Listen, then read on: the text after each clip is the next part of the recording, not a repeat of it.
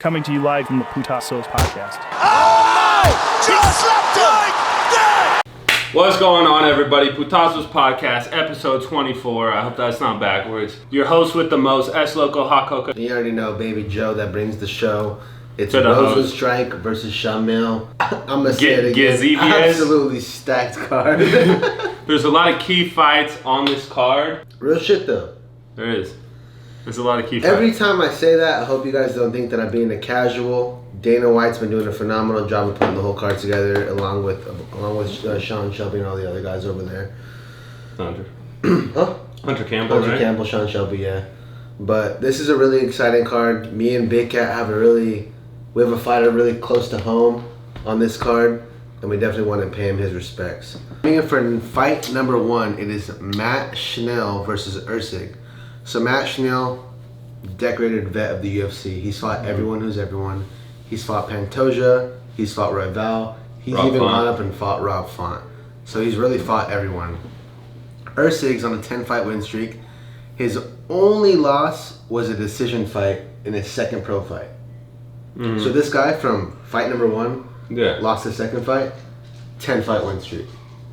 And it's a ton of finishes in there. Yeah. So Matt Schnell, although he's fought everyone who's everyone, and when you have that type of experience, it really helps you out with a new guy who's hungry, been training with the best. And keep in mind, guys, like, even though you're not in the UFC, a lot of these guys are like intertwining training with each other. Yeah. So Bellator, PFL, UFC, ONE, FC, like all these guys are training together. Like they all have their own little cliques, their camps, you know? Yeah. And although Usyk's never been in the UFC, he's been training with these guys. And when you have a guy that consistently gets finishes like that, first against a guy like Matt Schnell who's been there, done that, you have experience versus hunger. And I do think that the hunger is going to outweigh experience this time around. Yeah. So I do think Usyk's going to get it done. What do you think? Honestly, haven't seen much from either of them, but when it comes to better records versus worse records, Especially Russians. especially Russians, bro. If I don't know much about the fighters, I'm going off numbers. I'm a numbers guy, so 11-1 sounds a lot better than 16-7 to me. And as well as experience versus hunger. A lot of time, experience wins, but if it's experience and you're just getting beat up by these top fighters, then I think that hunger takes over in Usyk.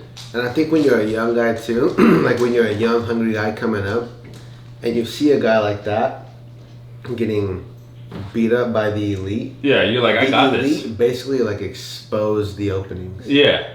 They expose like your weakness because they're so good at doing that. Yeah. So as a guy looking from the outside in, watching these fights, when you break down those fights, like, okay, I see what I have to do. Yeah. And I'm clearly capable of that. Yeah. Especially if you're freaking 11-1, haven't lost, 10-fight win streak, it's like, I'm the guy. All these people have huge self-belief. For betting odds, I'm taking the underdog all day on this one. So Is he the underdog? Is Usyk the underdog? Of course he's the underdog. Yeah, Matt Schnell, I mean, it's UFC debut, you know? That's true, yeah. So, yeah. Second fight, very interesting fight. You have Umar versus Bezcat. So, Umar, obviously one of the most feared guys in the division, bantamweight division. Khabib's cousin, right? Yeah, Khabib's cousin. So, this is one of the most stacked divisions in the UFC. Nobody wants to fight him. So, Dana White's ideology, if you don't want to fight, perfect, you get skipped. So, the last fight, Umar, they soldiered him for Corey Sandhagen. However, Which is a top dog. Corey Sandhagen is one of the best. Yeah. You know? However, Umar pulled out of that fight. So when you pull out, you know, when you're gifted that opportunity, that big jump, we got to pull you back, you know? So he's fighting Bezcat. However, though, Bezcat only has one loss. He lost that fight in his 9th pro fight, and it was by decision. Oh, shit. Every other fight outside of one of those wins, all finishes. Damn. And a lot of them are knockout heavy. When you look at a bantamweight fight like this, kind of like we were saying about the flyweights, 10 pounds up, you still don't carry that much knockout power. Don't get me wrong, 10 pounds. Like, the you do have, there is knockout power at the 35 division, but they're still small guys. Yeah. But this guy, outside of his one loss, he's knockout heavy. Yeah. You know, so I do like this fight in the sense that you're putting Umar up against a guy that is not used to losing, that has heavy knockout power. Yeah. You know, so Umar, I think after this fight, if Umar wins, they're gonna put him right back up there with the elites. Yeah. But this guy, like, what a fight to have on your UFC debut. What if he wins? Exactly my point. Like, what a fight to have for your first fight. That's like getting dude. It's like fighting Hosma. That's a massive. Like, that's a massive fight, though, bro. Yeah. Like, if you win your UFC debut, you're a ranked fighter. Yeah. Arguably, you know. Uh-huh. So off the debut, there's people bro. that fight so 6 fights before they get on there. So for this guy, I'm excited. However, when I look at the styles, I'm biased, obviously, but striker versus wrestler, yeah, we kind of know how that goes. All I have to do is look at the last name and the country of origin, both of which being Russia, Habib's cousin, undefeated. You know? Yeah, it's like... You know? So I got Umar. I got Umar by decision, but hopefully he gets a finish. Don't leave home by out, though. You can't. You can't leave home by out. You can't, because sometimes the striker wins. At the end of the day, sometimes people are people, and your chin has nothing to do with your skill set. So if you're going out there and knocking everybody out, as long as you could find that chin in the fight versus anybody, like if you have that knockout power, you have that knockout power. Sugar Show. So Ilya Topuria versus Volkanovski. That was crazy. Perfect example. That was crazy. Volk's clearly the all-around better fighter, but he just had to find that chin. He got knocked out. He found that chin. He knocked him out. Everyone was sad about that one. Super sad. So the next fight, Eric Anders versus Jamie Pickett. So Eric Anders, he's been in the UFC for a very long time. He's kind of one of those on and off fighters. Yeah. He's beat a lot of good people, but he's also lost to a lot of good people. Yeah. Jamie Pickett, I'm gonna keep it a buck with you, bro. I don't want to be disrespectful to Jamie Pickett because if you're in the UFC, you're legit. He's on a 4-fight skid. He's 13-10. He got his ass whooped by Bo Nickel. Whooped. You know, so when I look at this fight versus Eric Anders, I'm not saying Eric Anders is the best of the best. However, he's been in there with the best of the best. And when you've been in the UFC for this long, you've been training with the best of the best. Like you watch, you study, you're at the pinnacle of the sport. Yeah. So I think that Eric Anders' experience is gonna come in. And Jamie Pickett's not like he's not like this young contender that's coming in off a 5-fight win streak, knocking everybody out, finishing people, where he's gonna come in and put on this show. I think that Eric Anders is going to come in, establish dominance, establish the pace, and he's going to win this fight, bro. I agree. I think it's a pretty easy pick. I agree. The only question I have is why are they above Umar and... Because they want people to watch the prelims, fool. Or the under. They want people to watch the whole card. That's true. Because if you put all the best fights at the top, people are... Why wouldn't people just tune in at the top? That's true. Maybe that's why UFC 300, they're starting with Figueiredo and... Come on, my boy. You're right. Alright, guys. Although this is the third to last fight of the night, this is our personal favorite. Shout out the boy. Shout out Alex Perez. Alex Perez was the first UFC fighter, first person to give us the time of day. He showed us to his house. He showed us to the UFC PI. He brought us around everywhere with us. He did an interview with us when he definitely didn't have to. I won 10K that night. Shout out Alex Perez. We appreciate it. Shout out Alex Perez. This is Alex Perez versus Muhammad. So, Perez, he hasn't fought since July of 22, right? Yeah. A lot of canceled fights, a lot of pullouts, a lot of injuries, a lot of whatever it is. Yeah.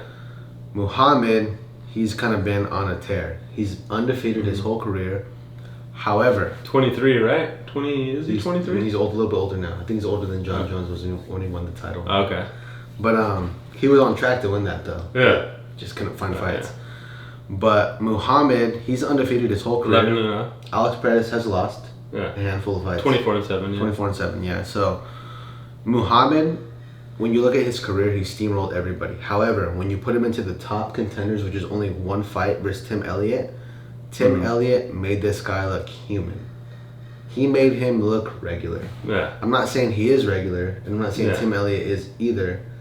But when you go in there against a top 10 guy, and that's when it gets... And it's a fight, it's like, all right, shit got real. Yeah. Alex Perez has been at the top. Yeah. He's finished Justin Formiga. He's fought Pantoja. He's fought he's fought Moreno. Mm-hmm. He's fought the best of the best. Yeah. You know, and although he's came up short a couple times, I think his time off, his youth, and his longevity in the top of the division is what's gonna make this fight. Yeah. Again, I don't want to come off too biased. I really want to break this fight down the But best we that I are. can. But when you look at Muhammad, he's a Russian, right? So he's wrestler heavy. Alex Perez comes from a very good wrestling background. So when you look at this fight, it's super interesting because if wrestling doesn't work, what is? It's going to be striking.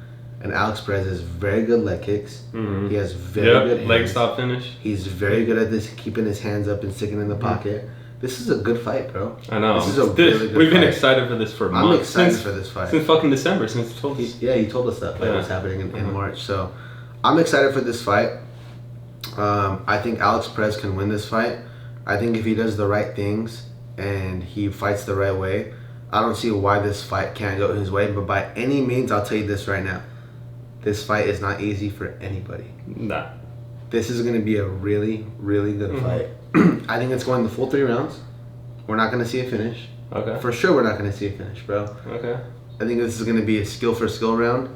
And I think with a guy like Muhammad who starts off very, very fast, you have to get those early rounds. You have to get around in the beginning. You can't let the first. You have to get 1 or 2, bro. Yeah. You have to. And preferably 1. And then you have to close it out. Yeah. So this is a really good fight, bro. I like when you look at the playing field, Muhammad. Everyone thinks Muhammad's up here, but he's really they think he's the not. next fucking title. Don't get me wrong, but good. the whole when you look at the top 7 flyweights, they could all be champ on any given day. Yeah. They've all fought for the most part. They've all fought. So the cool thing about this fight and the really like intriguing part about this fight is you had Brandon Moreno who was supposed to fight Amir. Right? If Amir would have won, you would have had a clear number 1 contender. However, Amir is out. With Pantoja as the champion, if Moreno wins, you would have to gift him a 4th fight versus Pantoja. He's 0-3 versus Pantoja. And he already fought. How do you justify that 4th fight? Also, you had Manel Cape versus Nikolai Mateus. That fight also pulled out. So at flyweight, this is really the next big fight. There's a lot of people that pull out at flyweight, huh? Well, bro, like I said, there's not a lot of knockouts, so there's a ton of like fight. Yeah, like that's true. Like, there's a lot of the flyweight fights are fights. Like they're sticking in there. No one's getting knocked out. No one's getting. And they're throwing bangers. Everyone fights hard. Everyone's throwing bangers. Fast bangers. People are getting hurt, bro. You know, and it's hard. That's part of the game. It's hard to recover from injuries. So when you look at a fight like this with no other fights going on in the top 7, winner of this fight, bro, for all we know, this gets a title shot. Title shot or an elimination. So if Alex Perez can go out there and put on a show and get a stoppage or put on a really dominant performance, vice versa. You know, vice versa, winner of this fight gets a title shot. So I'm excited for this fight because if this fight is lackluster, you might be looking at one more fight before the title. If this fight is exciting, you have a dominant performance, you have someone who goes out there and imposes their will, why not title shot? You know? I need that. I need that. We need that. We need that. Alex needs that. Let's go. Alex. Non-biased about Alex. But if he wins, we're going to the next fight. Even if it's title eliminator? Yeah, even so. Yeah. Here's my reason why. For a guy like Muhammad, who has looked unbeatable versus everyone, and then looks super beatable versus Tim Elliott, Alex Perez has that grit. So if he could establish his game plan and stop the takedown, land the strikes, establish his own takedown defense, establish his front kick, that's a fight to win, bro. Yeah. That's and he's been training hard. Doesn't drink. He's been training super hard. When we saw him at the PI, he had trained, he had eaten. He lives with people that train with him. Yeah. He practiced with like Carlos Esparza, like all those like top people. Like he's amongst the greats. Yeah. So I'm excited to see Alex Perez. I'm excited to watch him fight. I've been waiting for a long time. I know he's gonna win. And again, shout out Alex Perez, first UFC fighter. First fighter, period. First fighter, not even UFC. First phenomenal, like there's a lot of good fighters out there. Shout out to Ant for that one First as well. elite fighter to get on our pod. Yeah. You know, so I'm excited for him. And since then, we've had just Sam Alvey and Sam Alvey, Azael, and he's not a fighter, but he's another high fight IQ. True play. a lot of fighters coming soon. Big fighters coming soon. Big fighters coming soon. So Yeah. stay tuned. Next fight, another massive fight, Petrino versus Pedro. So Petrino, he is undefeated. If you guys don't know this, he came from the Contender Series. Okay. So he came from Dana White Contender Series. He's won 2 fights since then in the UFC. So really exciting fight.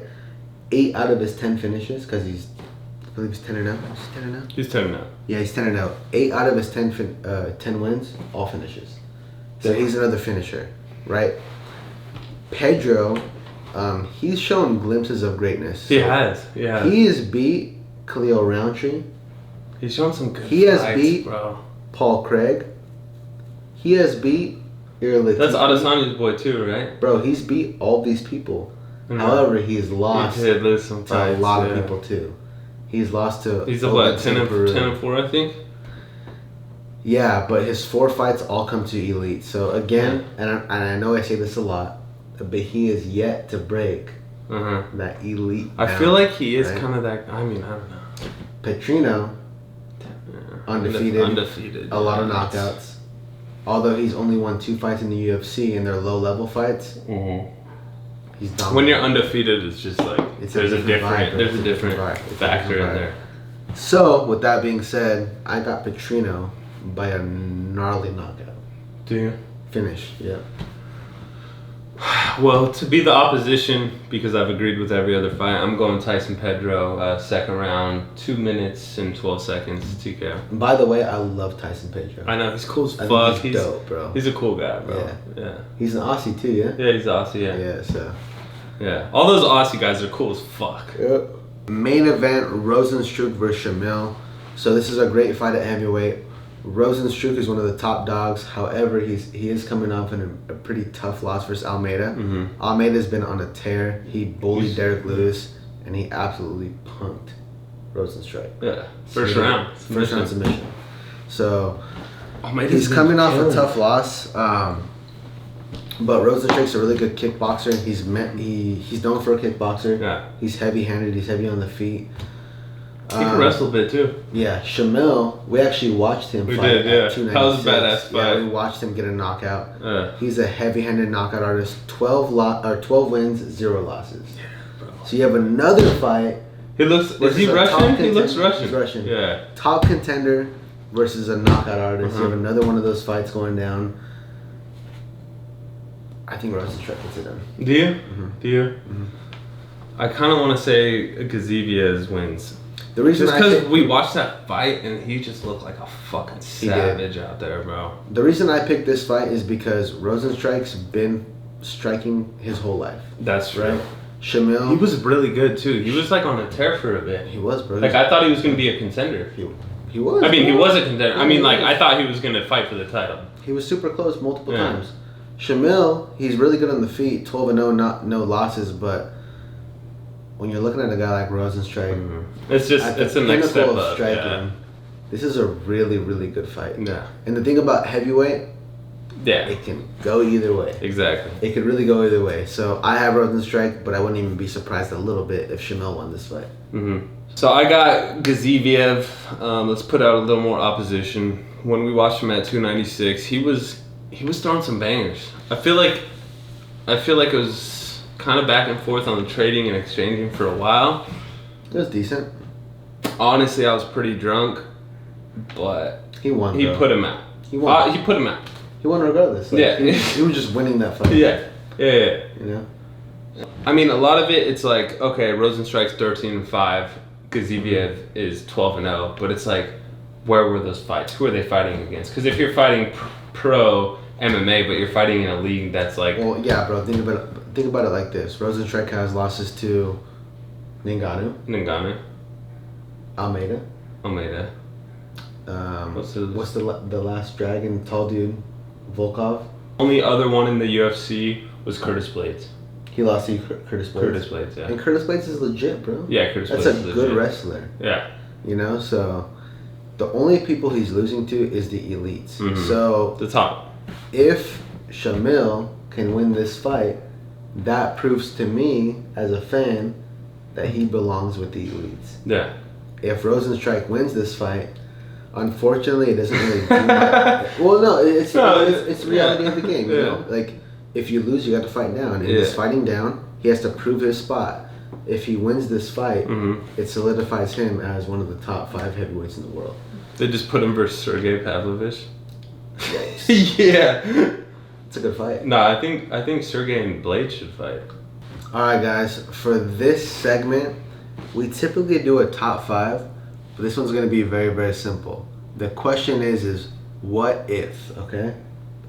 This is new to me, by the way. This is new to Big Cat, so this is I haven't heard any on of the this. fly. Okay.